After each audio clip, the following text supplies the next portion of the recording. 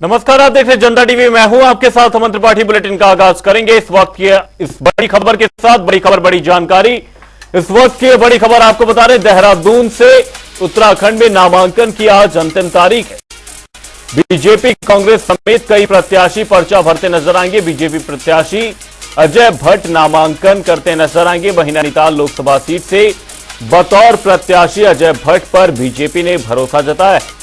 वहीं मुख्यमंत्री पुष्कर सिंह धामी इस दौरान मौजूद रहेंगे। कांग्रेस प्रत्याशी वहीं प्रदीप टम्टा, प्रकाश जोशी, वीरेंद्र रावत का भी आज नामांकन होना है। ये बड़ी खबर, बड़ी जानकारी। उत्तराखंड में नामांकन की आज अंतिम तारीख है। अब बीजेपी कांग्रेस समेत कई प्रत्याशी इस दौरान पर्चा भरते नजर आएंगे। बीजेपी प्रत्याशी अजय भट्ट नामांकन करने पहुंचे हैं। नामांकन में मुख्यमंत्री पुष्कर सिंह धामी भी पहुंचे। बड़ी अपडेट सामने है। नैनीताल लोकसभा सीट से प्रत्याशी अजय भट्ट नामांकन करने के लिए पहुंचे। वहीं कांग्रेस प्रत्याशी गणेश गोदियाल भी नामांकन करते नजर आएंगे। वहीं प्रदीप टम्टा और प्रकाश जोशी का भी आज नामांकन होना है। वहीं कांग्रेस प्रत्याशी वीरेंद्र रावत भी अपना नामांकन करते नजर आएंगे। उत्तराखंड में नामांकन की आज अंतिम तारीख है। अब इसी बीच बीजेपी कांग्रेस समेत कई प्रत्याशी पर्चा भरते नजर आएंगे। बीजेपी प्रत्याशी अजय भट्ट नामांकन करने पहुंचे। वहीं नामांकन में मुख्यमंत्री पुष्कर सिंह धामी भी पहुंचे। बड़ी खबर, बड़ी जानकारी। नैनीताल लोकसभा सीट से बतौर प्रत्याशी अजय भट्ट चुनावी मैदान में। वहीं कांग्रेस प्रत्याशी गणेश गोदियाल भी इस दौरान नामांकन करते नजर आएंगे। प्रदीप टम्टा और प्रकाश जोशी का भी नामांकन होना है। वहीं कांग्रेस प्रत्याशी वीरेंद्र रावत का भी नामांकन होना है। उत्तराखंड में नामांकन की आज अंतिम तारीख। वहीं बीजेपी कांग्रेस समेत कई प्रत्याशी इस दौरान पर्चा भरते नजर आएंगे। बीजेपी प्रत्याशी अजय भट्ट नामांकन करने के लिए पहुंचे। वहीं नामांकन में मुख्यमंत्री पुष्कर सिंह धामी भी पहुंचे। नैनीताल लोकसभा सीट से बतौर प्रत्याशी अजय भट्ट चुनावी मैदान में। वहीं प्रदीप टम्टा और प्रकाश जोशी का भी आज नामांकन होना है। ये बड़ी खबर, बड़ी जानकारी। कांग्रेस प्रत्याशी वीरेंद्र रावत का भी नामांकन होना है। उत्तराखंड में नामांकन की आज अंतिम तारीख है। बीजेपी कांग्रेस समेत कई प्रत्याशी इस दौरान पर्चा भरते नजर आएंगे। बीजेपी प्रत्याशी अजय भट्ट नामांकन करने पहुंचे। नामांकन में मुख्यमंत्री पुष्कर सिंह धामी भी पहुंचे।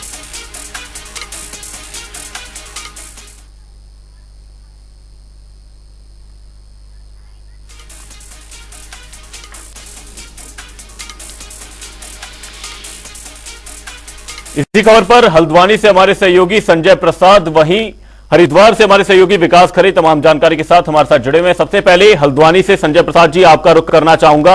आज नामांकन की अंतिम तारीख है, क्या कुछ माहौल फिलहाल देखा जा रहा है उत्तराखंड में, क्योंकि आज अंतिम तिथि है, ऐसे में कांग्रेस और बीजेपी के प्रत्याशी अपना नामांकन दाखिल करते नजर आएंगे। जी अमन, बात करें प्रत्याशियों की नामांकन की, तो आज आखिरी तिथि है नामांकन की और सारे प्रत्याशी आज अपना नामांकन दर्ज करा रहे हैं। और नैनीताल लोकसभा सीट की अगर बात करें, नैनीताल उधम सिंह नगर, तो भाजपा के जो प्रत्याशी हैं अजय भट्ट, उन्होंने अपना नामांकन पर्चा दाखिल कर दिया है और इसके बाद वो जनसभा में जाने वाले हैं। और साथ ही साथ सूबे के मुख्यमंत्री पुष्कर सिंह धामी उनके साथ मौजूद है। और पुष्कर सिंह धामी एक जनसभा का उन्हें आयोजन करना है रुद्रपुर में ही, जहां नामांकन किया जा रहा है। और उसके तुरंत बाद 11:30 और 12:30 का जो समय रखा गया था, वो प्रकाश जोशी के नामांकन के लिए, कांग्रेस प्रत्याशी जो हैं उनके नामांकन के लिए रखा गया था। और 12:30 से 1 बजे के बीच में कांग्रेस प्रत्याशी भी अपना नामांकन पर्चा दाखिल करने पहुंचने वाले थे। साथ ही संजय, आपसे जानना चाहूंगा कि किस तरीके का माहौल फिलहाल देखा जा रहा नामांकन केंद्रों पर, क्योंकि हाई प्रोफाइल लोग, हाई प्रोफाइल नेता इस बीच पहुंचते नजर आए। मुख्यमंत्री भी नामांकन कराने के लिए पहुंचे। जी बिल्कुल अमन, हाई प्रोफाइल नेता जो सूबे के लगभग रसूखदार जिन्हें नेता कहा जाता है, वो सबके सब आज नामांकन में पहुंचे हुए हैं। खासकर नैनीताल लोकसभा सीट जो है वो अपने आप में एक बड़ा महत्व रखती है, बड़ी महत्वपूर्ण सीट मानी जाती है। तो इसी लिहाज से सूबे के मुख्यमंत्री पुष्कर सिंह धामी भी आज नामांकन कराने, अजय भट्ट का नामांकन कराने पहुंचे हैं। और वहीं कांग्रेस की तरफ से अगर बात की जाए, तो कांग्रेस के भी प्रदेश अध्यक्ष हो, करण मेहरा हो या फिर यशपाल आर्या हो, ये सारे जो बड़े चेहरे हैं कांग्रेस के, वो सब के सब कांग्रेस प्रत्याशी के पक्ष में नामांकन कराने वहां पहुंचे हुए हैं। बिल्कुल जी। विकास, आपका रुख करना चाहूंगा, आपसे जानना चाहूंगा किस तरीके का माहौल फिलहाल हरिद्वार में देखा जा रहा है नामांकन को लेकर, क्योंकि आज नामांकन की अंतिम तिथि है। ऐसे में किस तरीके का माहौल देख रहे हैं नामांकन केंद्रों के बाहर? बिल्कुल अमन, अगर मैं हरिद्वार लोकसभा सीट की बात करूं तो आज यहां से जो कांग्रेस के जो प्रत्याशी है वीरेंद्र सिंह रावत आज यहां पर जो है अपना नामांकन दर्ज करेंगे। और इसको लेकर अगर मैं समर्थकों की बात करूं तो काफी काफिले के साथ जो वीरेंद्र रावत यहाँ पर पहुंचेंगे और कांग्रेस के जितने भी बड़े लीडर है वो भी उनके साथ यहाँ पर पहुंचेंगे। कल जो है जो भाजपा के प्रत्याशी है उन्होंने भी जो फिजिकल यहाँ पर जो त्रिवेंद्र सिंह रावत है भाजपा के पूर्व मुख्यमंत्री, उन्होंने भी जो नामांकन कल किया था वो भी अपने बड़े काफिले के साथ यहाँ पर पहुंचे थे। चूंकि अगर आज बात करूं तो आज जिस तरह जो अंतिम आज जो तिथि है उत्तराखंड में उसको लेकर जो भी और अन्य दल के प्रत्याशी वो भी पूरे साथ में नामांकन यहाँ पर दर्ज करने वाले, तो इसी को लेकर अगर मैं नामांकन केंद्र की बात करूं तो यहाँ पर चारों जो है मोटा वो यहाँ पर लग चुका है। अन्य जो समर्थक है वो यहाँ पर पहुंचे हैं। चूंकि आज जो है अंतिम तिथि है तो उसको लेकर कांग्रेस भी पूरी तरह से तैयारी फिलहाल कर रही है। वीरेंद्र रावत कुछ ही समय के बाद यहाँ पर अपना नामांकन दर्ज करेंगे। या फिर अगर मैं पूरे उत्तराखंड की बात करूं तो आज जो अजय टम्टा या फिर जो है जो अजय भट्टे वो भी यहाँ पर जो नामांकन दर्ज करने वाले, चूंकि उनके साथ आज सूबे के जो मुख्यमंत्री पुष्कर सिंह धामी वो भी यहाँ पर शामिल होने वाले। और हरिद्वार की बात करूं तो लोकसभा सीट इस बार जो काफी दिलचस्प सोच रही है, चूंकि जो है उनके सामने पूर्व मुख्यमंत्री और कहीं ना कहीं जो पूर्व मुख्यमंत्री के बेटे वीरेंद्र सिंह रावत वो भी यहाँ पर जो है चुनावी मैदान में कांग्रेस से उतारा है। इसको लेकर मैं अन्य दल की बात करूं तो उमेश कुमार जो वो भी यहाँ से अपने टिकट की दावेदारी कर चुके हैं, वो भी अपने बड़े काफिले के साथ यहाँ पर नामांकन दर्ज करने पहुंचे। तो इसको लेकर लोकसभा सीट अगर मैं हरिद्वार की बात करूं तो फिलहाल बहुत ही दिलचस्प हो चुकी है, चूंकि अब जो अंतिम तिथि आज है तो इसको लेकर अन्य दल के प्रत्याशी वो भी लगातार जनता के बीच पहुंच रहे। या फिर भाजपा कांग्रेस की बात करूं तो वो भी कहीं ना कहीं चुनावी मोड़ में पूरी तरह से यहाँ पर दिखते हुए नजर आ रहे हैं। अमन जी, विकास, आपको यहां पर रोकना चाहूंगा लेकिन हमारे साथ हमारे सहयोगी लगातार संजय हमारे साथ जुड़े हुए। संजय, आपसे जानना चाहूंगा, जहां बीजेपी की अगर बात करें तो बीजेपी ने अपने कद्दावर नेताओं पर जहां तक दांव खेला है, वहीं बात अगर कांग्रेस की करें तो कांग्रेस ने नए चेहरों पर देखा जाए तो उम्मीद ज्यादा जताई है। तो किस तरीके से देखते हैं भारतीय जनता पार्टी द्वारा उतारे गए उम्मीदवारों को और कांग्रेस द्वारा उतारे गए उम्मीदवारों को? जी अमन, बात करें भारतीय जनता पार्टी की तो भाजपा ने अपने चिर परिचित और पुराने चेहरों को मैदान में उतारा है। क्योंकि एक तरफ देखा जाए तो भाजपा किसी भी तरीके से किसी भी रिस्क लेने के मूड में दूर दूर तक नहीं दिखाई दे रही है। बात करें नैनीताल सीट की तो अजय भट्ट को दोबारा से मैदान में उतारा गया है और एक अहम पद पर रहते हुए केंद्रीय रक्षा राज्य मंत्री का जो अहम पद केंद्रीय मंत्रिमंडल में अजय भट्ट ने अपनी भूमिका 5 साल बतौर केंद्रीय रक्षा राज्य मंत्री दी। तो भाजपा सरकार ने दोबारा से उन पर भरोसा जताया है।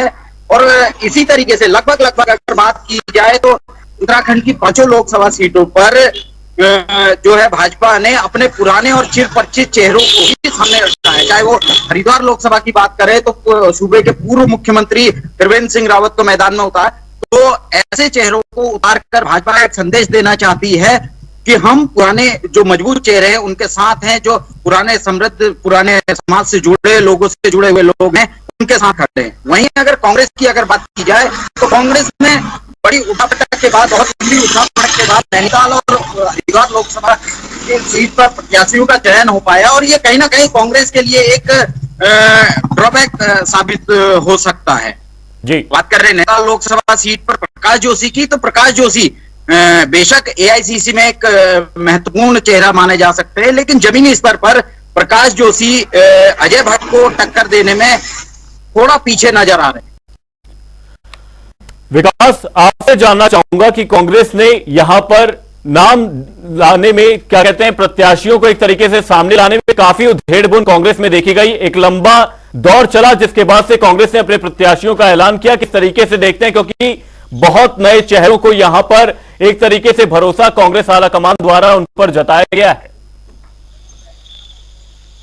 बिल्कुल अमन, अगर मैं कांग्रेस की बात करूं तो कांग्रेस ने जो लंबी असमंजस के बाद जो प्रत्याशी चुनाव मैदान में उतारा है, चूंकि इस बार ये कोई भी मौका कांग्रेस नहीं खोना चाहती, क्योंकि जिस तरह से सूबे के पूर्व मुख्यमंत्री त्रिवेंद्र सिंह रावत यहाँ से जो चुनाव मैदान में उतरे हैं लोकसभा हरिद्वार से, तो ऐसे में जो है पूरी तरह से कांग्रेस जमीनी स्तर से यहाँ पर जुटी हुई है। चूंकि आज जिस तरह से नामांकन त्रिवेंद्र सिंह रावत पहुंचे, उनके साथ में जो पूर्व मुख्यमंत्री हरीश रावत वो भी यहाँ पर पहुंचे, तमाम जो बड़े लीडर है कांग्रेस के वो भी यहाँ पर पहुंचने वाले। तो कहीं न कहीं इस बार हरिद्वार लोकसभा सीट का जो चुनाव है वो पूरी तरह जो है दिलचस्प हो चला है। तो ऐसे में जो है तमाम जो नेता है, तमाम जो अन्य दल के नेता वो भी यहाँ पर जो है पहुंचने वाले, चूंकि जो अन्य और प्रत्याशी है, जो निर्दलीय प्रत्याशी, वो भी यहाँ पर आज नामांकन करेंगे। इसको लेकर प्रशासन पूरी तरह से यहाँ पर मुस्तैद है। चारों वर्ग में बात करूं तो प्रशासन की जो यहाँ पर कड़ी जो नजर वहां पर फिलहाल बनी हुई, ताकि कोई भी किसी प्रकार का असले का यहाँ पर जो है चलाने का प्रयास ना कर सके। तो इसको लेकर एसएसपी भी यहाँ पर मौजूद है, हरिद्वार यहाँ पर फिलहाल जन स्तर पर लगे हैं, ताकि किसी को लेकर जब भी यहाँ पर जो है प्रत्याशी यहाँ पर पहुंचेंगे नामांकन दर्ज करने के लिए, किसी प्रकार की कोई यहाँ पर भगदड़ न मचे, क्योंकि आज यहाँ पर भीड़ काफी रहने वाले तीन दलों के जो समर्थक है वो यहाँ पर पहुंच रहे हैं। और ऐसा लेकर तमाम जो राजनीतिक दल है वो भी पूरे चुनाव मैदान में वहां पर उतर चुके हैं। अगर मैं बात करूं और अन्य जो दल के प्रत्याशी उमेश कुमार की, वो भी यहाँ पर जो जनता के बीच पहुंच रहे, तो लगातार जो है जो समर्थक है उनका भी यहाँ पर जमावड़ा लगातार यहाँ पर दिख रहा है। तो ऐसे में जो अपन हरिद्वार लोकसभा से पूरी तरह से जो है जो अन्य दल के जो प्रत्याशी या फिर भाजपा के प्रत्याशी वो भी पूरी तरह जनता भी यहाँ पर पहुंच रहे, अपने अपनी जो प्रतिक्रिया वो भी रख रहे हैं। आखिरकार आने वाले समय जनता क्यों आपको वोट है उसको लेकर जो पूरी तरह से प्रतिक्रिया जनता के सामने रख रहे हैं, जो उनके मुद्दे हैं वो भी जनता के सामने रख रहे हैं। तो ऐसा में जो है उत्तराखंड तमाम की हम बात करें तो उत्तराखंड में आप जिस तरह से अन्य जो राजनेता दल है वो भी आज जो है नामांकन दर्ज करेंगे।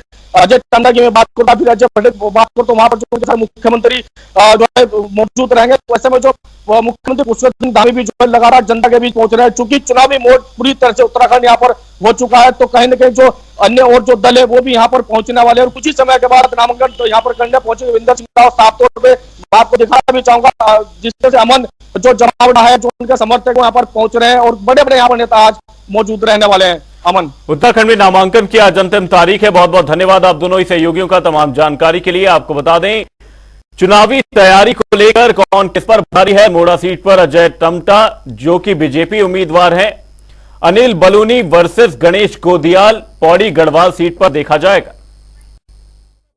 नैनीताल लोकसभा सीट पर नामांकन कर रहे हैं और समाई गांधी पार्क के बाद एक जनसभा भी है जिसमें माननीय मुख्यमंत्री जो पार्टी के सदस्य नेतृत्व वहां पे रहेगा। सो हमारी सबकी कोशिश यही है, जो संगठन ने हमको लक्ष्य दिया है कि पांच लोकसभा सीट जो है उत्तराखंड की, उनको 5 लाख के वोटों से के अंतर से जीतना है भारतीय जनता पार्टी को। हम सब उसके लिए समर्पित हैं और पूर्ण विश्वास भी है कि जो जनता का रुझान माननीय मोदी जी की तरफ और भारतीय जनता पार्टी की तरफ है, उसमें हम इस लक्ष्य को कहीं ना कहीं हासिल भी करेंगे जून में। प्रधानमंत्री नरेंद्र मोदी उत्तराखंड में चुनाव प्रचार गरमाएंगे। चुनाव अभियान को गति देने के लिए बीजेपी ने 40 स्टार प्रचारकों की सूची जारी कर दी है। उत्तराखंड में चुनाव प्रचार के लिए बीजेपी प्रदेश ने केंद्रीय नेतृत्व को पीएम नरेंद्र मोदी, केंद्रीय गृह मंत्री अमित शाह, राष्ट्रीय अध्यक्ष जेपी नड्डा, उत्तर प्रदेश के मुख्यमंत्री योगी आदित्यनाथ समेत 16 दिग्गजों की डिमांड भेजी थी। स्टार प्रचारकों की सूची के लिए संगठन ने केंद्रीय नेतृत्व से अनुरोध किया था। वहीं आज पार्टी की ओर से 40 स्टार प्रचारकों की सूची जारी की गई है। राज्य की 5 लोकसभा सीटों पर रक्षा मंत्री राजनाथ सिंह, केंद्रीय मंत्री नितिन गडकरी, स्मृति ईरानी, मध्य प्रदेश के पूर्व मुख्यमंत्री शिवराज सिंह समेत कई केंद्रीय नेता पहुंचेंगे। बीजेपी द्वारा स्टार प्रचारकों की सूची जारी कर दी गई है। 40 स्टार प्रचारकों की सूची जारी की गई है जिसमें प्रधानमंत्री नरेंद्र मोदी, जेपी नड्डा, साथ ही केंद्रीय गृह मंत्री अमित शाह, रक्षा मंत्री राजनाथ सिंह, उत्तर प्रदेश के मुख्यमंत्री योगी आदित्यनाथ, नितिन गडकरी समेत कई नाम शामिल हैं। वहीं मध्य प्रदेश के पूर्व मुख्यमंत्री शिवराज सिंह चौहान का नाम भी शामिल है। वहीं वीके सिंह, शांतनु ठाकुर, दुष्यंत कुमार गौतम समेत कई नाम शामिल हैं। इसी खबर पर देहरादून से हमारे सहयोगी नवीन शुक्ला तमाम जानकारी के साथ हमारे साथ जुड़े हुए। नवीन, आपसे जानना चाहूंगा, बीजेपी ने स्टार प्रचारकों की सूची जारी कर दी है, क्या कुछ बड़ी बातें देखी जा रही हैं? क्योंकि 40 स्टार प्रचारकों की सूची जो कि सामने आई है, इसका उत्तराखंड की ओर से लगातार डिमांड की जा रही थी, जिसमें उत्तर प्रदेश के मुख्यमंत्री योगी आदित्यनाथ का नाम भी था।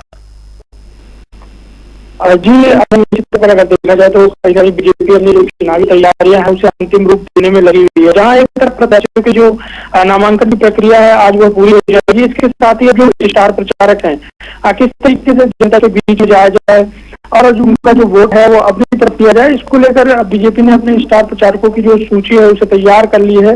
करीब 40 नाम है इसमें रखे गए हैं। साथ ही प्रधानमंत्री और गृह मंत्री और तमाम सारे ऐसे नेता हैं जिन्हें इसमें शामिल किया गया है। साथ ही उत्तर प्रदेश के मुख्यमंत्री योगी आदित्यनाथ का भी इस लिस्ट में नाम है। कहीं ना कहीं बीजेपी अपनी तैयारियों को पूरा करने का काम कर रही है और जो स्टार प्रचारक हैं अब जल्द ही उत्तराखंड के दौरे पर रहेंगे, तमाम सारी जो सभाएं हैं उसे करने का काम करेंगे। साथ ही बीजेपी ने एक चीज और बड़ी बात करी है कि प्रधानमंत्री नरेंद्र मोदी के 2 दौरे उत्तराखंड में लगाने की तैयारी चल रही है। इसको लेकर जो पार्टी आलाकमान को भेजा गया है कि प्रधानमंत्री नरेंद्र मोदी एक गढ़वाल और एक कुमाऊं मंडल में अपना दौरा करें, तो कहीं ना कहीं सब तमाम जो तैयारी है उसे करने का काम किया जा रहा है। जहां एक तरफ नामांकन की प्रक्रिया पूरी हो जाएगी तो साथ ही अब बीजेपी अपने जो मतदाताओं के बीच में जाने का सिलसिला है उसे अब शुरू करने जा रही है, और इसी को लेकर जो स्टार प्रचारकों की जो सूची है उसे जारी करने का काम किया गया है। साथ ही प्रधानमंत्री नरेंद्र मोदी के दो दौरे को लेकर प्रस्ताव भी बीजेपी द्वारा भेजा गया है पार्टी आलाकमान को। बिल्कुल, शाह योगी समेत 40 स्टार प्रचारकों की सूची जारी कर दी गई है। बहुत बहुत धन्यवाद नवीन जी, तमाम जानकारी के लिए। हाईकमान ने मुहर लगा दी। देश में अगले कुछ महीने हलचल भरे रहने वाले हैं क्योंकि लोकसभा चुनाव करीब आता जा रहा है। कई सियासी दलों ने लोकसभा चुनावों में बेहतर से बेहतरीन प्रदर्शन करने के लिए अपनी अपनी रणनीतियों पर अमल करना शुरू कर दिया है। ऐसे में उत्तराखंड के पूर्व मुख्यमंत्री हरीश रावत ने बयान देते हुए कहा कि कांग्रेस बेरोजगारी, नारी सम्मान जैसे अन्य मुद्दे उठाएगी। आगे उन्होंने और क्या कुछ कहा वो सुनिए। सीधा सा मुद्दा है पेट का, लोगों की आजीविका का, जीवन का। इस समय महंगाई चरम पर है। मुफ्त अनाज से जितना लाभ नहीं हो रहा है उसका ज्यादा इन्होंने नमक, दाल और तेल के दाम बढ़ा करके लोगों से वसूल कर रहे हैं, कई गुना ज्यादा वसूल कर रहे हैं, हर परिवार से वसूल कर रहे हैं। और दूसरी और वस्तुओं की भी महंगाई है। बेरोजगारी हर घर त्रस्त है, कोई घर ऐसा नहीं है जो बेरोजगारी से आज त्रस्त नहीं है, क्योंकि रोजगार सूख गए, भाजपा ने सुखा दिए रोजगार जो है। भ्रष्टाचार शिष्टाचार बना दिया है। खनन से लेकर के शराब तक इन्होंने उत्तराखंड की पहचान बनाने की कोशिश की है और उसके जरिए धर्म की बुराई कर रहे हैं। महिला सम्मान अंकिता हत्याकांड में देख लिया किस तरीके से इनके शीर्ष तथाकथित वीआईपी उसको बचाने में पूरी सरकार लगी हुई है। महिला सम्मान की पराकाष्ठा है कि किस सम्मान भारतीय जनता पार्टी करती है इस बात की। बीजेपी प्रदेश प्रभारी दुष्यंत कुमार गौतम ने देहरादून स्थित एक निजी होटल में प्रेस कॉन्फ्रेंस की। इस दौरान उन्होंने कहा कि टिहरी लोकसभा प्रत्याशी के नामांकन के दौरान जो दृश्य देखा है वही वातावरण पौड़ी लोकसभा के नामांकन के दौरान देखने को मिला। दुष्यंत गौतम ने कहा कि प्रधानमंत्री मोदी ने कहा है कि आने वाला दशक उत्तराखंड का होगा। उन्होंने कहा बीजेपी उत्तराखंड में 5 लोकसभा सीटों पर 5 लाख वोटों से अधिक से जीत दर्ज करने वाली है। और मैं पूरा गारंटी से आज आपको कह सकता हूं कि आज 5 की 5 सीटें भारी बहुमत से मोदी जी के अब की बार 400 पार के अंदर 5 सीटें उत्तराखंड की भी होंगी। बहुत बहुत धन्यवाद।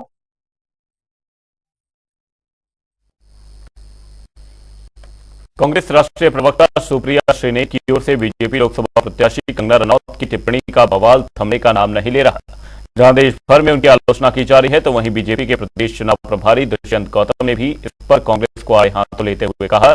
जहां एक और बीजेपी ने नारी सम्मान को लेकर आरक्षण विधेयक संसद में पारित कराया और उत्तराखंड में भी महिलाओं के लिए क्षैतिज आरक्षण की व्यवस्था की, वहीं कांग्रेस जो नारी सम्मान की बातें करती है उनकी ओर से एक कलाकार अभिनेत्री और बीजेपी प्रत्याशी को लेकर अभद्र टिप्पणी की गई।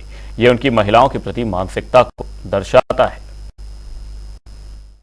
मैं पूरा गारंटी से आज आपको कह सकता हूं कि आज 5 की 5 सीटें भारी बहुमत से मोदी जी के अब की बार 400 पार के अंदर 5 सीटें उत्तराखंड की भी होंगी। बहुत बहुत धन्यवाद। वहीं पूर्व मुख्यमंत्री और हरिद्वार लोकसभा से बीजेपी प्रत्याशी त्रिवेंद्र सिंह रावत ने चुनाव के लिए रोशनाबाद मुख्यालय में अपना नामांकन भरा। इस दौरान उनके साथ कैबिनेट मंत्री प्रेमचंद अग्रवाल, राज्यसभा सांसद कल्पना सैनी समेत कई लोग मौजूद रहे। वहीं त्रिवेंद्र सिंह ने कहा कि 5 लाख मतों से प्रचंड जीत के लिए रणनीति बनाई जाएगी जिस पर जल्द काम किया जाएगा। समाज के हर तबके के लिए, या हम ये कहें कि जो समावेशी विकास की बात होती थी, समावेशी विकास को वास्तव में अगर कोई धरातल पर लाया है तो नरेंद्र मोदी लाया है।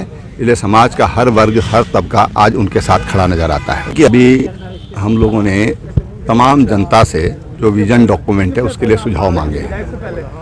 अब हम 1-2 दिन में उसकी स्क्रूटनी करने वाले हैं, तो हम उसके आधार पर हरिद्वार के डेवलपमेंट के लिए अपना विजन रखेंगे। लेकिन विजन डेवलपमेंट पर आधारित होगा, विकास पर आधारित होगा।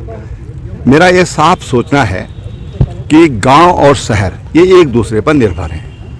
अगर शहर मैन्युफैक्चरिंग कर रहे हैं और खरीदार की जेब में पैसा नहीं है, कि कंज्यूमर गांव में है, अगर कंज्यूमर की जेब में पैसा नहीं है तो फिर मैन्युफैक्चरिंग इंडस्ट्री नहीं चल सकती है। और गांव वाले की जेब में इसलिए बहुत ज़रूरी है कि उनकी जेब में पैसा हो, मुद्रा हो। पूर्व मुख्यमंत्री और हरिद्वार लोकसभा से बीजेपी प्रत्याशी त्रिवेंद्र सिंह रावत ने हर की पौड़ी पर गंगा पूजन किया। इस दौरान गंगा मां से उन्होंने अपनी जीत का आशीर्वाद भी मांगा। इस दौरान त्रिवेंद्र सिंह रावत की पत्नी और बेटी के साथ हरिद्वार विधायक मदन कौशिक समेत कई बीजेपी कार्यकर्ता मौजूद रहे। वहीं पूर्व सीएम त्रिवेंद्र सिंह रावत ने एक बार फिर से कांग्रेस पर निशाना साधा है। उन्होंने कहा कि चुनाव में लड़ाई इस बार दो विचारधाराओं की है, एक विचारधारा बीजेपी की है तो दूसरी कांग्रेस की। देखिए, ये जो लड़ाई है ये लोकतांत्रिक लड़ाई है और लोकतंत्र में हर किसी को अपनी बात कहने का अधिकार है। लेकिन भारतीय जनता पार्टी ये मानकर हम चुनाव लड़ रहे हैं कि विचारधारा की लड़ाई है। ये विचारधारा की लड़ाई है, एक विचारधारा जो देश की मिट्टी की सौंध से निकली हुई विचारधारा है और एक ऐसी विचारधारा जो पश्चिम यानी सुदूर, जिसके संस्थापक एक गोरे थे, अंग्रेज थे, वहां से निकली हुई धारा है, विचारधारा है। तो हम इसको विचारधारा की लड़ाई मानते हैं। जनपद उधम सिंह नगर के खटीमा में एक युद्ध नशे के विरुद्ध अभियान को लेकर पुलिस प्रशासन ने बैठक का आयोजन किया। वहीं गणमान्य व्यक्तियों, जनप्रतिनिधियों और स्थानीय जनता बैठक में मौजूद रहे। बैठक में क्षेत्र में लगातार नशे के खिलाफ कार्रवाई करने को लेकर आम जनमानस से सहयोग की अपील की गई। साथ ही स्थानीय जनता से सुझाव भी मांगा गया। उपस्थित लोगों ने बताया कि नशे के कारोबार और नशा सेवन करने से सभी परिवार बर्बादी के कगार पर है। नशे के विरुद्ध जो है ये अभियान चलाया है और इसको जो है हमें खत्म करना है। नशे ज़्यादा, इसमें नशे ज़्यादा हो रहा है, तो हम लोगों को एक अभियान चला रहे हैं कि इसमें नशा न हो। पुलिस प्रशासन हमारे साथ है और पुलिस प्रशासन कोतवाल साहब आए थे हमारे बीच में, तो उन्होंने ये कहा कि अगर कोई भी नशे या किसी तरह से कोई बात है तो वो जो है हम मतलब इसको बताएं और इसको हम खत्म करेंगे। कैसे देना चाहेंगे ये नशा खत्म होना चाहिए और हम इससे हमारी नौजवान हमारे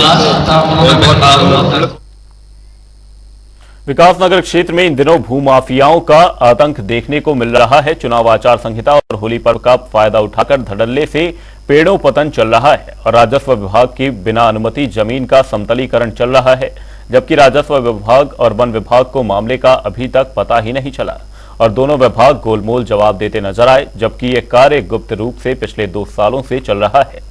अब राजस्व विभाग, वन विभाग की खानापूर्ति वाली कार्रवाई पर दोनों विभागों की कार्यप्रणाली पर सवाल खड़े होते हैं।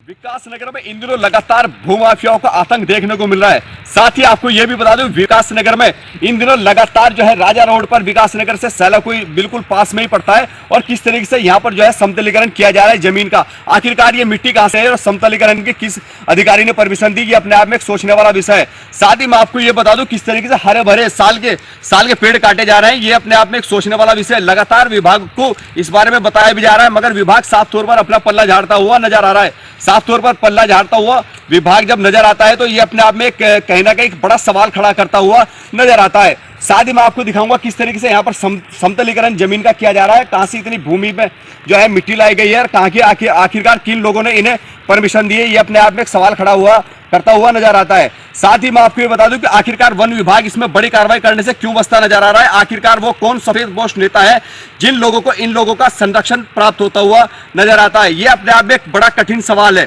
विभाग को जब इस बारे में बताया जाता है तो विभाग साफ तौर पर इन पेड़ों की खानापूर्ति करता हुआ नजर आता है। साफ तौर पर विभाग कहता नजर आता है कि हम इन सभी भूमाफियाओं पर बड़ी कार्रवाई करते हुए नजर आएंगे, मगर कहीं भी कार्रवाई के नाम से सिर्फ खानापूर्ति विभाग करता हुआ नजर आता है। जनता टीवी के लिए जावेद, विकासनगर। बुलेटिन में फिलहाल के लिए सिर्फ इतना ही, कहीं जाएगा नहीं। जनता टीवी पर खबरों का सिलसिला रहेगा जारी, तब तक के लिए नमस्कार।